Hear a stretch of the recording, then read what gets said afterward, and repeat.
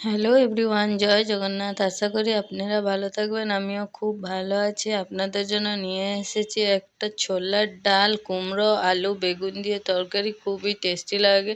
আমি ব্রেকফাস্টে করেছিলাম উপমা আর ছোলার ডালের তরকারি, খুবই টেস্টি হয়েছিল খেতে। চলেন ছোলার ডালের রেসিপিটা স্টার্ট করি। প্রথমে ছোলার ডালকে 3-4 ঘন্টা ভিজিয়ে রেখেছিলাম।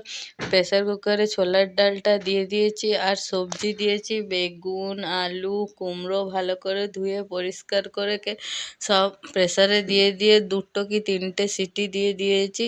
এদিকে কড়াইতে শুকনো লঙ্কা, সাদা জিরে দিয়ে আদা, রসুন আর কাঁচা লঙ্কা থেতো করে রেখেছি। দেখেন আমার থেতো করা হয়ে গেছে। এখন কড়াইতে আদা, রসুন আর কাঁচা লঙ্কাটাকে দিয়ে কিছুক্ষণ ভাজবো। রসুনের গন্ধটা চলে গেলে দেখেন রসুনের গন্ধটা চলে গেছে। এখন দিয়ে দেবো পেঁয়াজ দিয়ে